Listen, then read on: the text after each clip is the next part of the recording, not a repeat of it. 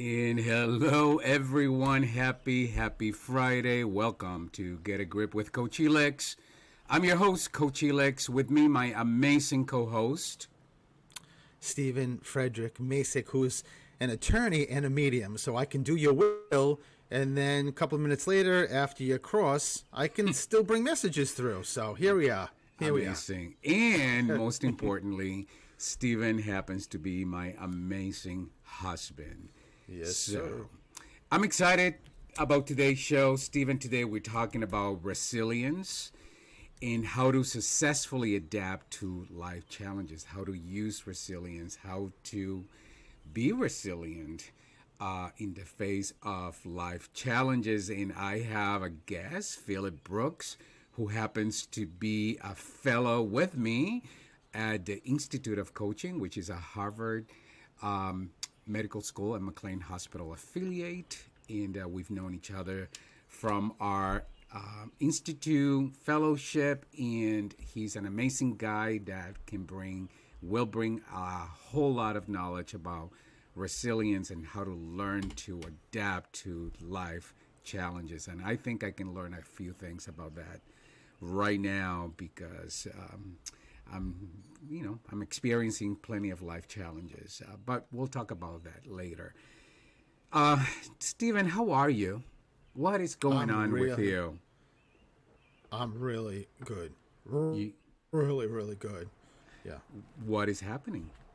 Talk to us about you. Well, Tell us what you have on your upcoming schedules, because I know you got a lot going On my plate.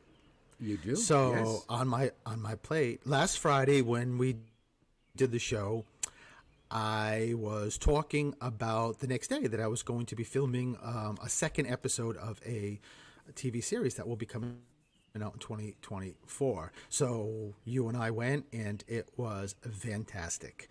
It was just fantastic. The crew is just amazing. The experience was amazing. And Elix, I love the fact that you are just following the cameras and watching, and you don't miss a minute. You don't miss a second, right? Yes, and so talking about that, Matthew Kondraki, who happens to be the show producer and somebody that become a friend of ours, and I'm getting to do a little work with him. I hope he's listening. I'm actually, Stephen, we're going to test him later on just to make sure he is listening. But Matthew created something really awesome for you with the recent taping that you did in his show. But, it's sort of like a promo for your New York City show. Want to tell people about it? Yes. Well, just finishing up on last Saturday, it was amazing, and I just want to thank Matthew and that crew, which is an amazing crew, just great people.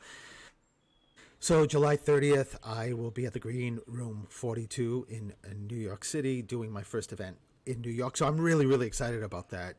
That's a venue that's pretty fantastic. It's a venue that has a lot of amazing musicians and celebrities that go there. So that's going to be a Sunday at 1 p.m. So that's really exciting. And I can't wait to post the promotion that you just referenced that Matthew did for me. It's a clip of the first episode I did, and at the end it just plugs the advertisement for the New York show, which is really exciting. In August 22nd, I believe, I am doing another event in Sturbridge, Massachusetts, at the Public House. So that is amazing. And that's getting close to fall. I mean, I know it's still August, but it's getting to the end of August, and you can't be in a better place than Sturbridge in late summer, early fall. It's beautiful. And in the restaurant that I'm going to be doing this at, the food is fantastic. We drive from Cape Cod there. It takes us about 12 hours, and we do it for in one day. It takes us about 2 hours. Nevertheless, it's still a long drive for a dinner, but it's a spectacular they're known for their turkey dinner. This is a pretty high-end place to go to. It's pretty historical. It's amazing. So if you are in the New England area, this is a place that a show you do not want to miss, because it is absolutely awesome. But as it relates to NYC, if you are listening and you live in the New York City, perhaps even in New England or in the vicinity of the city, you definitely want to go to Stephen the Medium, look at the events page, and go to the Green Room 42 and get yourself a ticket, because that is going to be an incredible show. But what I was going to say is that the clip that Matthew did, it's so unique because it shows an element of something that is so different, but that you're so good at. Because when I was watching it, Stephen, I wanted more. I wanted to keep watch, and I was there. I was there behind the scenes watching everything happen in real life, but I was so in tune with, just listening, and I just wanted to see more. So I think people will see this and they're gonna see, oh my, I want to see this live in person and get to meet Stephen the Medium, and of course you're gonna get to meet me as well. So with that said, I have to, it's a huge shout out to Matthew. I hope you're listening, and thank you for taking time to create something so awesome for Stephen. That's it. Yeah. Well, you know what? I also really have the same sentiment to him, and this was not something that I thought would be in front of me, that would be an opportunity. Honestly, it's just not something that I would have even thought about. And same thing happened 2 years ago when I received an email asking me to be part of a documentary on in Lady of the Dunes, and that was amazing too. So it's just, it's really cool, Elix, that I am now listed at IMDb twice for Lady of the Dunes and for this show, this series coming up. That's so really exciting. Now you're a TV personality. Oh my God, I'm an actor. Yeah. Yeah, seriously. Yes. Unbelievable. Yes.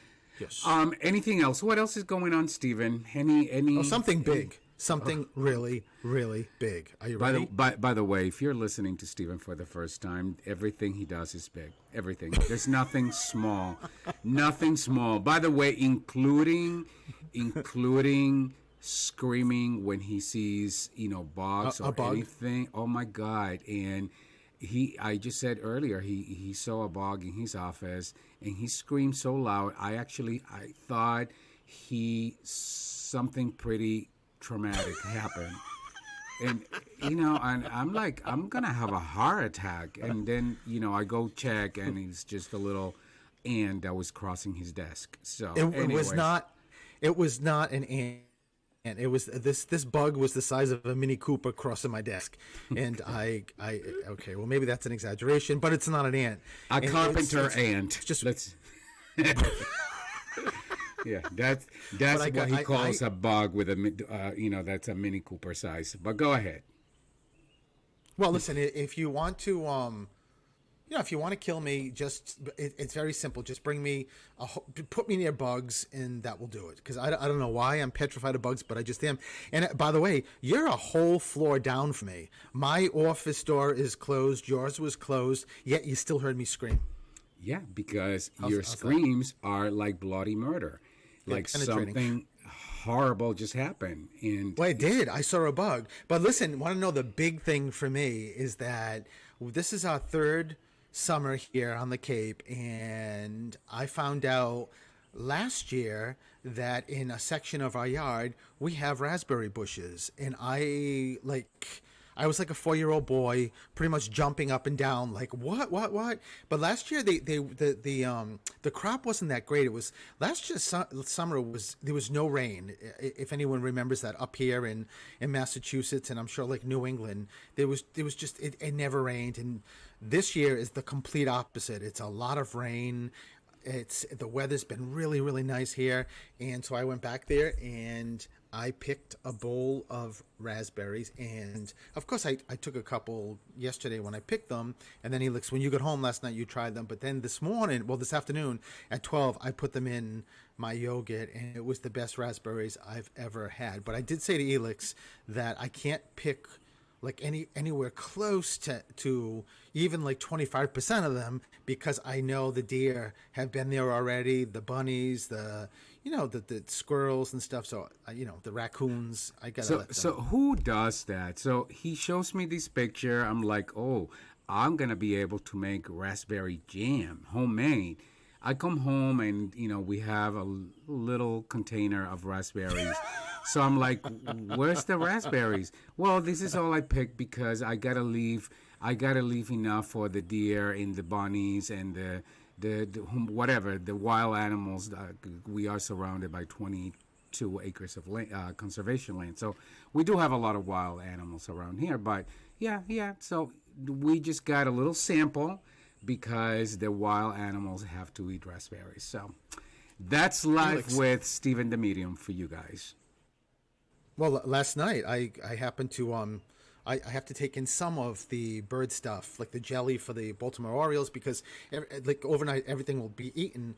And for the first time, I'm looking at the bird feeder, this hanging bird feeder, and I'm like, what is that? That's not usually it's the raccoons, right? That and I let them eat and then whatever. But I'm looking, he's sort of like wrapped around the bird feeder, and I'm like, it can't be a squirrel. This is like 10 o'clock at night. And so I'm watching it, and then the little head looks at me. It was the cutest opossum I've ever seen. He was just adorable. So then I went and sat back down with Elix, and Elix was like, "I thought you were bringing the stuff in." I'm like, "I can't now. Someone's having a brunch." Yep. So So there, we do spend a lot of money in bird food for all the wild animals. But anyways, Stephen, we are approaching the quarter of the hour, and we need to go into a commercial break. But I want to remind everyone that today we're talking about resilience, how to successfully adapt to life challenges.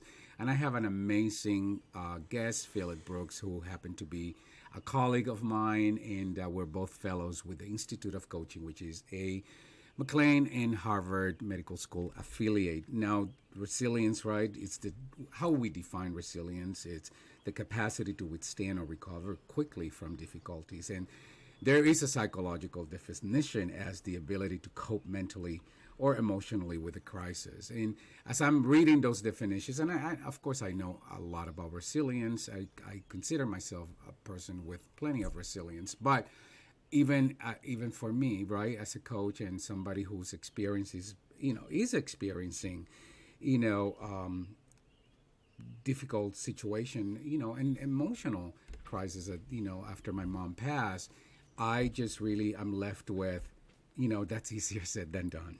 And I want to know how we do that. And luckily for us, we have Philip Brooks, who is going to talk about his knowledge and how we can, you know, become resilient and how to use that to adapt to those life challenges. So, we're going to take a commercial break. When we come back, we are going to welcome our guest, Philip Brooks, talking about resilience. We'll be right back.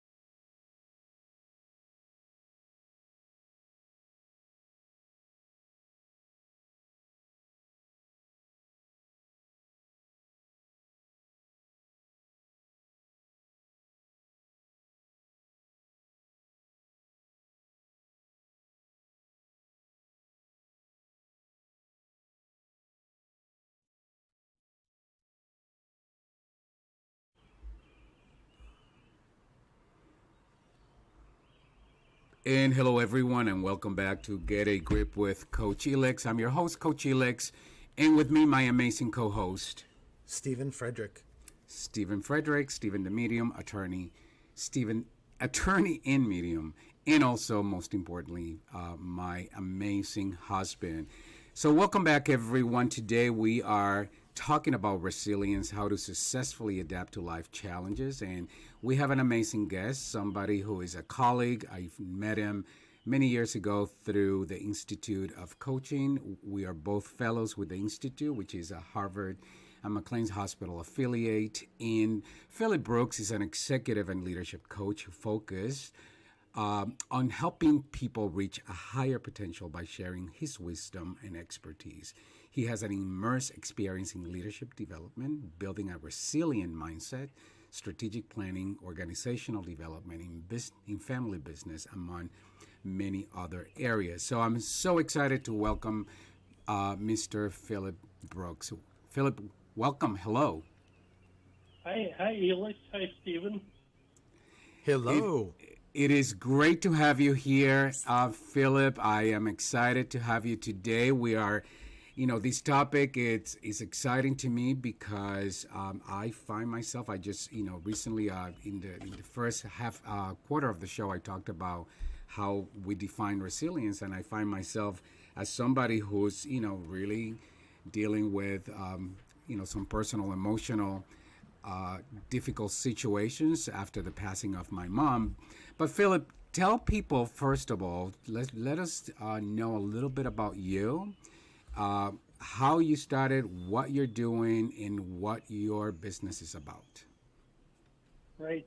Originally, through most of my life, I was in the running family businesses in the fresh produce industry. And in 2019, I sold those businesses and decided I wanted to take what I had learned forward to help other family businesses with succession, and then also help people lower their stress level while they grow their ability to be leaders, so that they can be successful succession, and also with family businesses to get everybody so they have a shared vision and get through all the assumptions and entitlements and what fits where of bringing a family system and a business system all together, together with how fast the outside world is moving right now.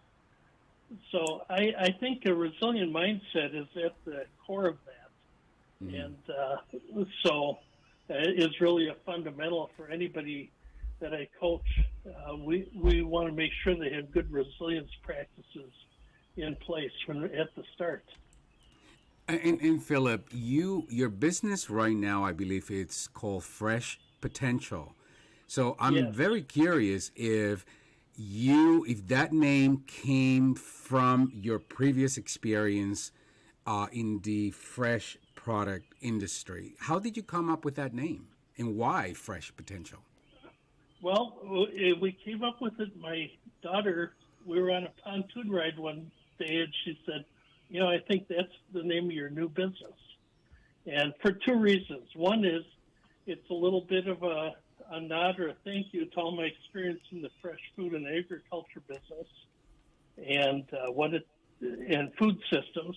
But also, it's a lot of times when people get stuck or they have some distance in their life, just a few fresh ideas will help get them going.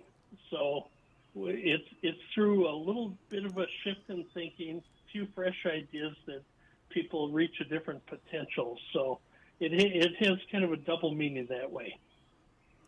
I think that's wonderful. And I think that it's wonderful that you embrace, even though you're doing something completely different, you're embracing that background that you bring to the table. And with that said, I also know that you mentioned, in our previous conversations, that you began working on your 13th birthday in your family produce warehouse.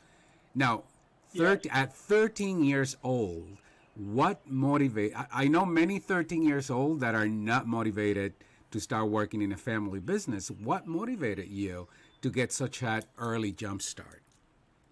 It was more like compliance on my. I had my bar mitzvah, and then 2 days later, my father and grandfather came to me and said, "Hey, what are you doing the rest of the summer?"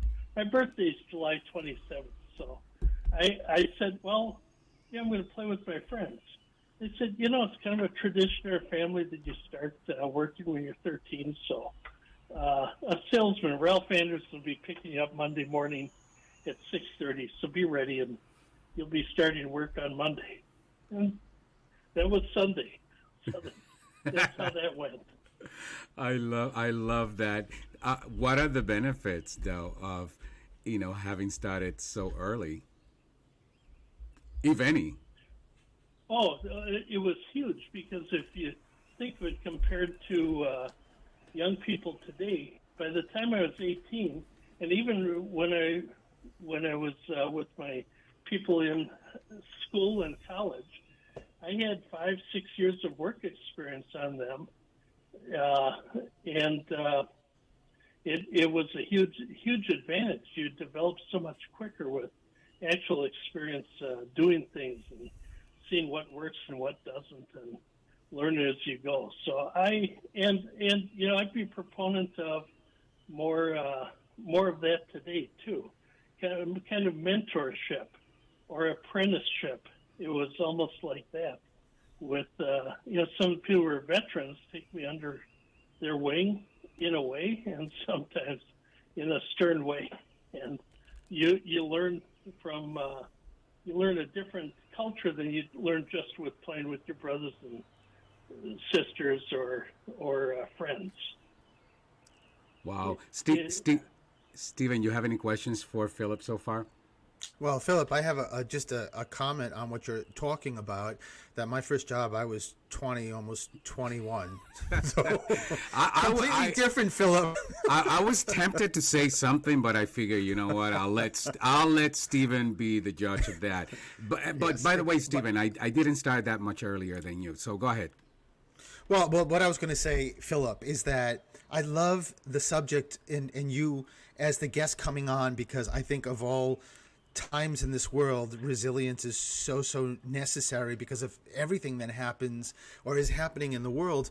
But my question is, Philip, does your definition or your teaching or training of resilience change depending on sort of like the atmosphere or the environment or the world? I mean, right now there's so many things that people worry about, from economy to weather, and so did you have to like beef up your resilience training and understanding to help people? Well, yes, it's something, and I can go into just a few tips here too when you're ready. But Go ahead. If we think of it, if we think of resilience as having more than one, it's the ability to bounce back. But another way of looking at it is to be able to think of things in more than one way.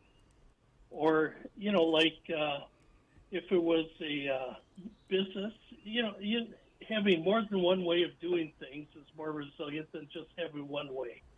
And so learning to be able to think about things in more ways than just one is important. Now, so just a little bit of insight, into the brain science behind this is our brains are susceptible to a lack of focus, fear, and fatigue, and those take up a lot of space. And they're running, and there's a part of our brain that's running in the background, keeping us breathing and so forth, and reacting to threats. And it has a negativity bias, so that, and I'll give you an example of that. Either one of you, do you remember seeing the last time you saw a police car?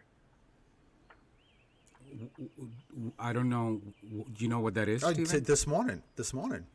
Yeah, okay. Where it was a police car. Where were you, Stephen?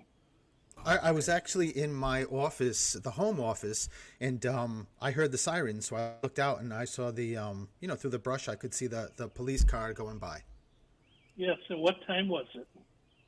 It was probably about 10:30, 11 o'clock this morning. Okay, so what that is, that's a natural thing that happened there.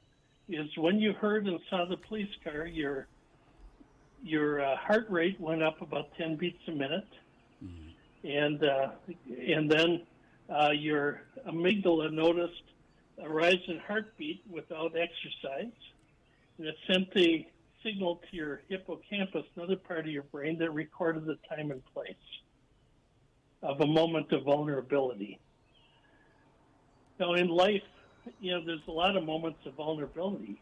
When I ask people in groups who's shed a tear over a physical pain in the last 6 months, typically not many people will raise their hand. But if I say who's shed a tear over an emotional pain in the last month, most people raise their hand. Mm-hmm. So those are moments of vulnerability, and we're set up to remember those with a negativity bias, and then for our brain to fill in all the things that could go wrong. So with some practices, and there's some clinically proven practices, we can start thinking a little different to be able to slow down, because our brain does all this in like a third of a second, 36 milliseconds. Make a judgment about what might be a threat. It takes 3 to 6 seconds to turn on curiosity and to think about some different ways.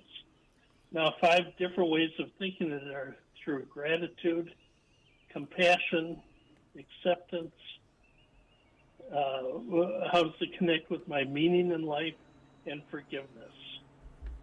I love that, Philip, and I love it because it is what you just said is so connected to the conversation that Stephen and I, like to bring to the shows every single time, no matter what the subject. And there's always a connection that goes back to sort of the same things. Stephen, did you get that?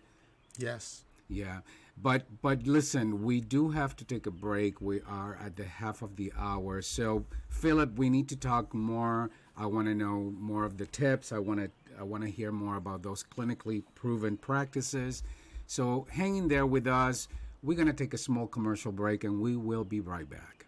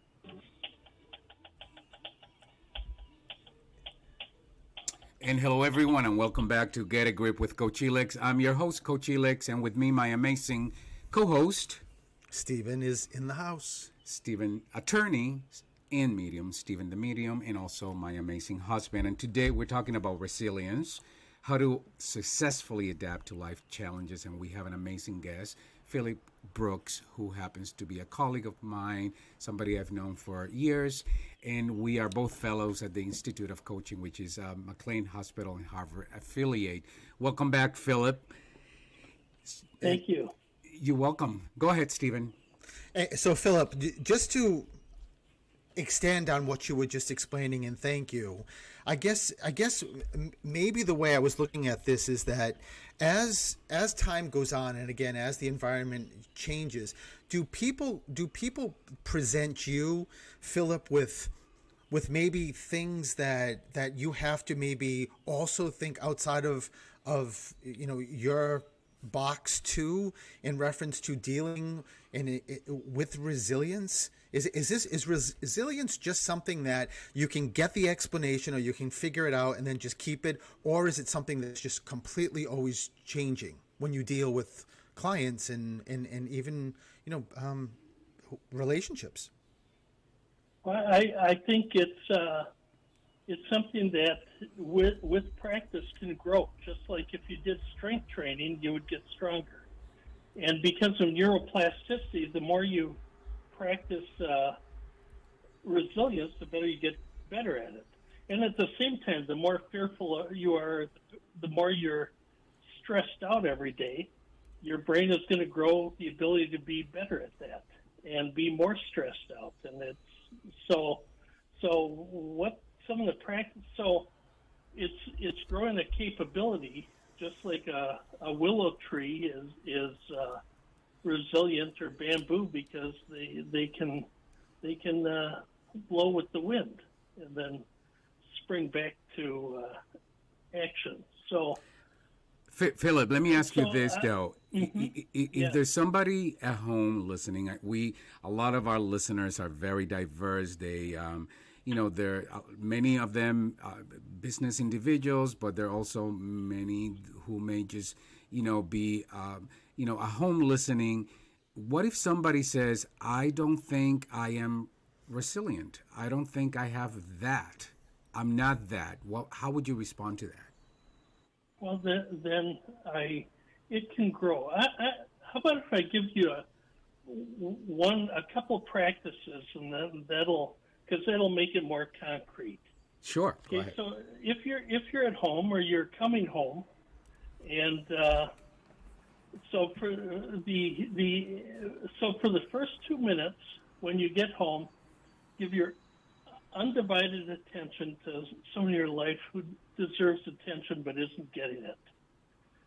Don't try to improve them. Don't try to change the other person.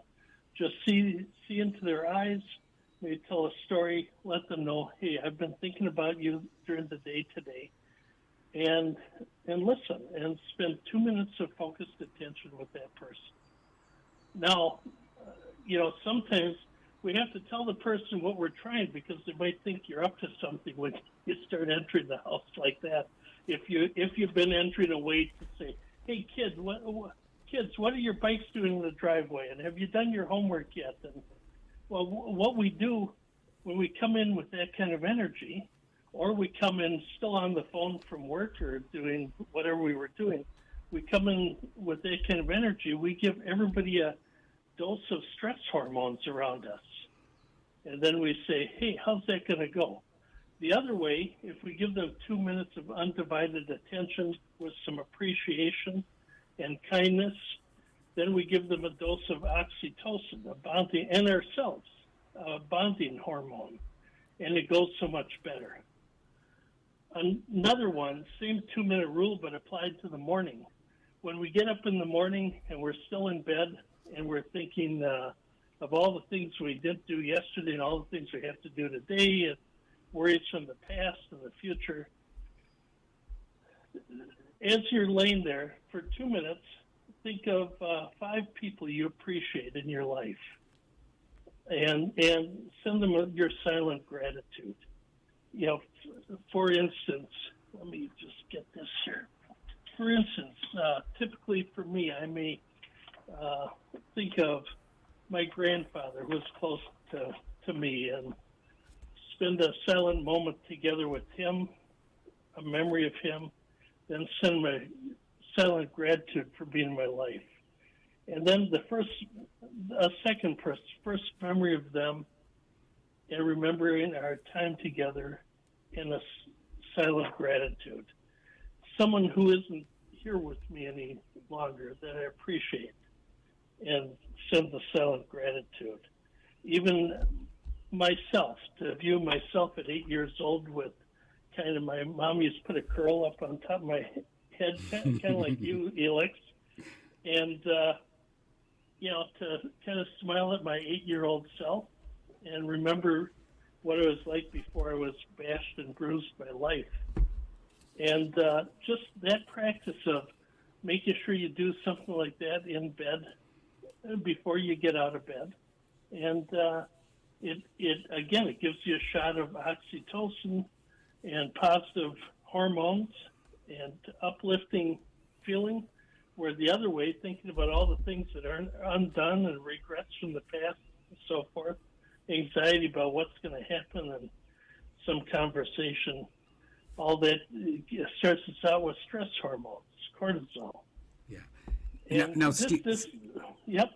No, I was going to say, Stephen, again, as I'm listening to Philip, I think about what you do as a medium, and I'm curious, when you're connecting to, when you're speaking to clients, when you're reading clients, if they were doing what Philip just said, how do you think Spirit would respond to that? Well, I think close to what Philip is actually saying. They see the bigger picture and sort of can decipher and focus on. Well, for them, they just focus on the positives. So what they're doing, like what Spirit's comments would be, was just sort of focused on positive validations, just like Philip talked about a memory or thinking of somebody. It's very, very similar to what Philip just said, because what Spirit would do is bring up a validation of, when I don't know, the grandfather who's in Spirit used to work on a car with the grandson, before the grandfather passed away. So he would bring that up. That would, bring up that beautiful memory and elicit those feelings, and it's very similar. Yeah, no, that is wonderful. Go ahead, Philip.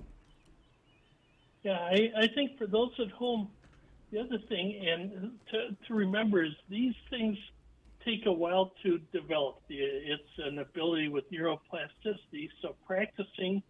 And I actually have a sheet I can share with the audience here if they want to know more, or I'm happy to have people in a 90-minute introductory session. But another one is just to assume positive intentions in people. Sometimes people aren't showing up right, and they don't wear a label of what's on their mind. And so if we assume positive intentions in other people, where we know that our brain will, turn that into threat, a negativity bias, that maybe there's a danger or we feel vulnerable, but instead to reach out in a way that we assume the other person has good intentions and start there. That helps a lot too. Yeah. Now, is there a downside to resilience in your experience? I can't think of one. It's been one of the greatest gifts of my life, and it's gotten me all through sorts of things. Even a little over 3 years ago, I was in an accident where my shirt caught on fire, and with these practices in place, I was able to reframe it into a learning experience and reduce my suffering a lot. So, in other words, for those of you who are listening, there's no downsides to looking at the upside ever. There's no downsides to thinking positively ever. There's no downsides to looking for the, for looking for the good ever. And I know oftentimes, I know, like somebody like me, somebody will say, well, you see things, you're always thinking, like pie in the sky. So what? So what? That really creates an opening for me to build that kind of resilience. Philip, we do need to take another commercial break, but when we come back, I actually want to ask you something from a personal experience regarding resilience and the recent loss of my mom. But we do need to take a commercial break. So hang in there, and we'll be right back. Thank you.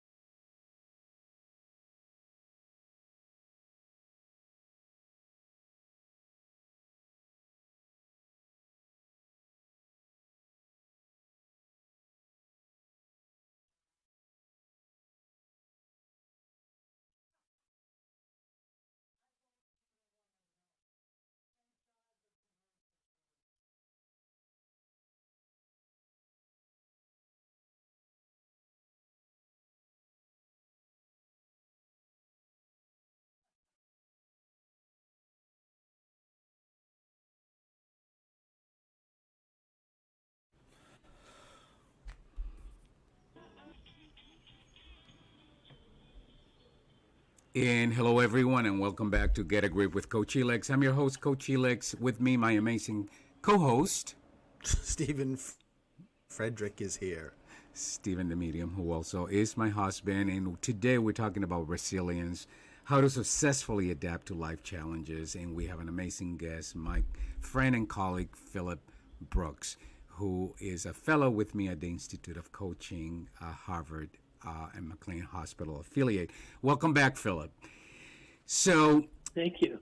when you ask Stephen about his reaction when he sees a police car, and I'm listening to that, and you talked about the negative bias, right? That how our brain has a tendency to respond as it relates to that with a negative bias. I will share this with you. So as I'm listening to that, I started relating it to a different experience, but sort of related experience. So I lost my mom on March 30th, and my mom was very, very close to me, and I'm coping with her loss in the best way possible. Some days it's better than others, but I'm still coping.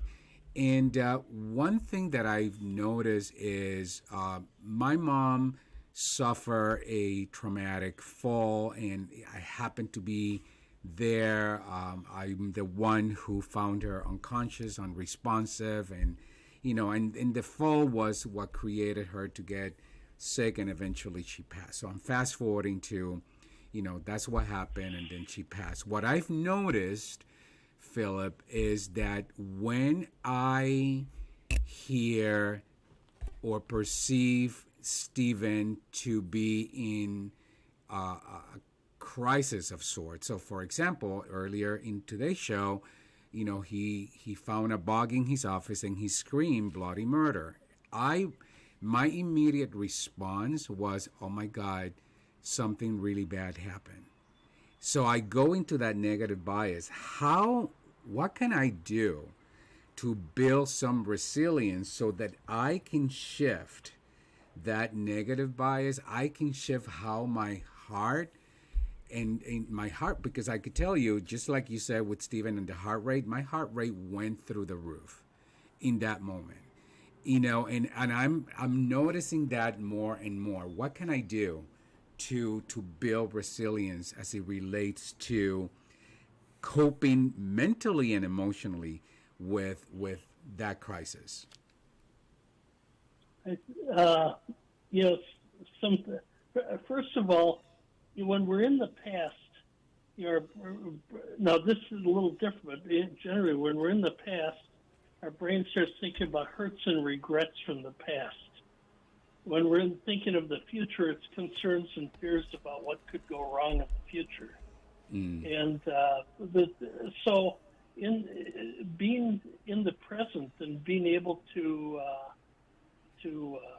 have a deep observation skills helps a lot.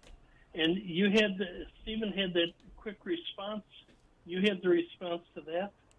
And in a few seconds later, with curiosity, you can calm that down pretty quickly.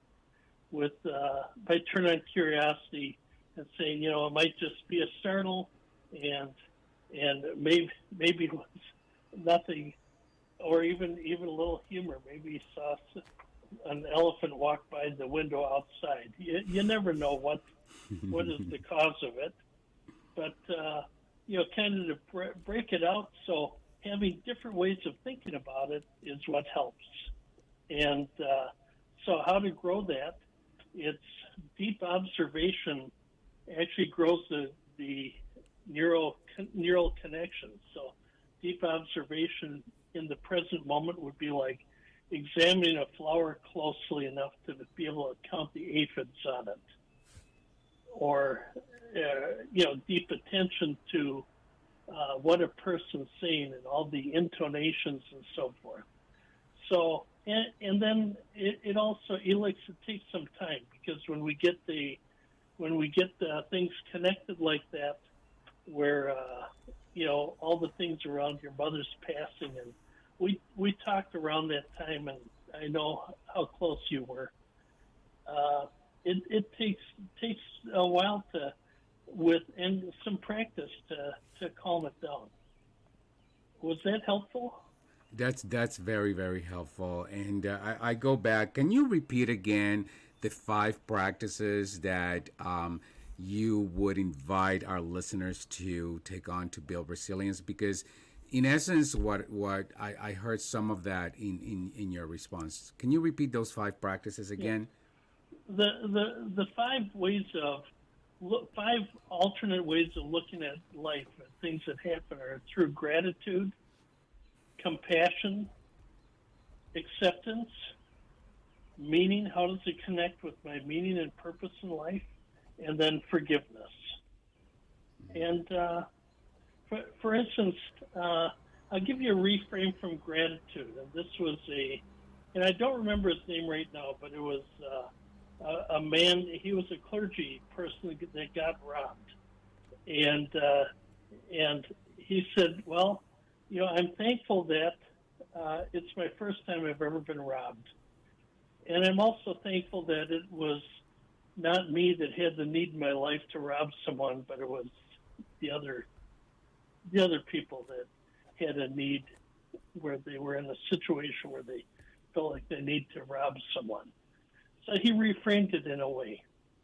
When I caught on fire, my reframe was I was practicing somatic awareness and identifying my emotions. And after I got myself routed to the hospital, I looked at a feeling wheel and I said, this is going to be a pretty good time to practice noticing what's going on in other people, noticing what's going on in myself. And I turned it into something that fit my purpose, my journey to become a great coach. Listen, I just wrote these down and I absolutely love it. So again, for our listeners, gratitude, practice gratitude. There's always something to be grateful no matter what the circumstance. Compassion, I love that, Philip, like having that compassion for ourselves. And I can tell you there were many, many times where I was unwilling to offer myself compassion, acceptance, like really be willing to accept what is without the story behind it. Meaning purpose of life, my goodness, life is all about really embracing purpose and forgiveness. That's a big one. That's a big one because I tell you, I often still struggle with, like, did I do enough? Could I have done more? So I gotta, forgiveness is important. And I totally, totally get that. Philip, one thing I will ask you is please send me the sheet that you mentioned earlier because I will. I will post that and this episode will become a podcast, but later it will become a blog. So we will use that especially in the blog, but we will post it so that everyone has access to that information. Stephen, anything else you want to add before we conclude our show today?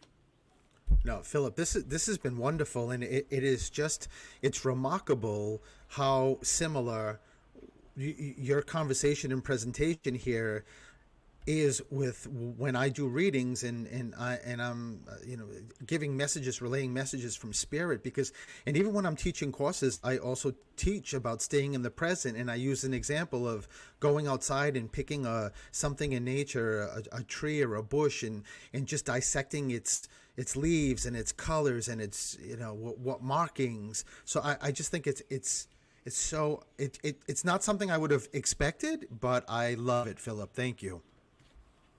It is a true honor to be here with the two of you. I really appreciate it. So, Philip, before we finish, what are your last parting words to our audience? What would you say if you heard something today? This is what I want you to walk away with. What would that be? I think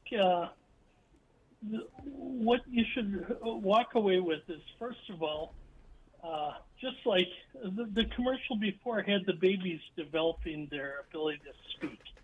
And just like that, resilience and the wiring to be more resilient is something you can shape with practice. So get curious about that, and then start small. Gratitude practice is a good place to start. Just a kindness walk, wishing others a kind wish before you meet with them, instead of going in and saying, "Oh my gosh, I can't believe I need to meet with this person." Just a way and spread appreciation. Just know that nobody has an overdose of appreciation in the world right now. And just those few little things will get you started. But get started, get curious, and I'm happy to. I'll give you a link where they can reach me for people that would like to get started, and I'd be happy to help.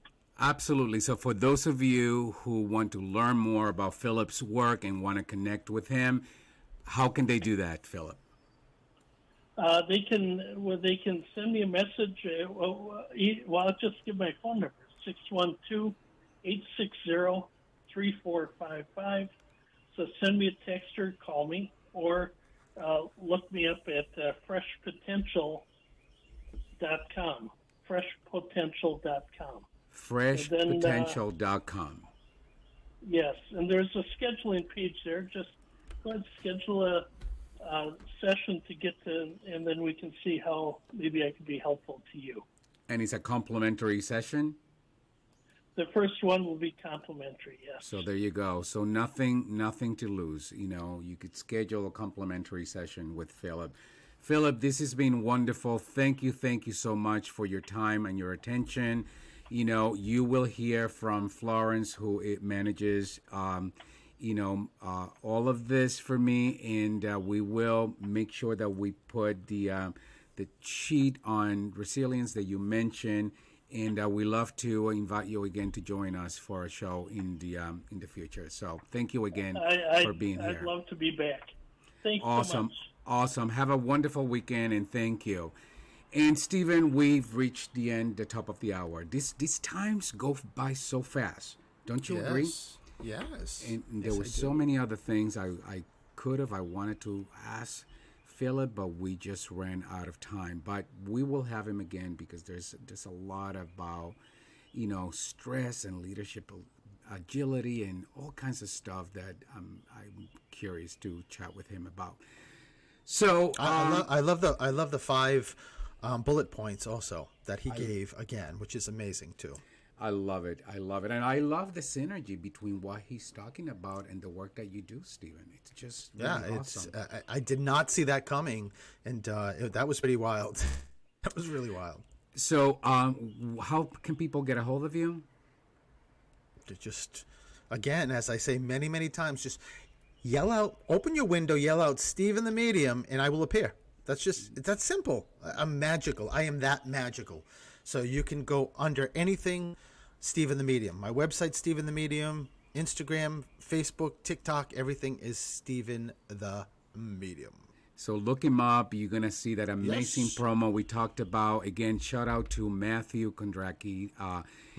Thank you, Matthew. Matthew, thank you again. And if you weren't taking a shower when the show started, you would have listened to that shout out to begin with. So, is that he texted you and told you that? Yeah, of course. Well, we need a clean Matthew. Just saying. Well, there you go. But anyways, you can, if you're not connected with me, you can connect with me at Coach Helix anywhere on social media. Again, thank you, and have a wonderful week. I gotta go. I gotta run because our producer has been harassing me about not finishing the show on time. So I don't want to hear anything about it. Thank you, Mark Clark, and we'll be with you again next week. Thank you, everyone. Bye bye. Bye bye.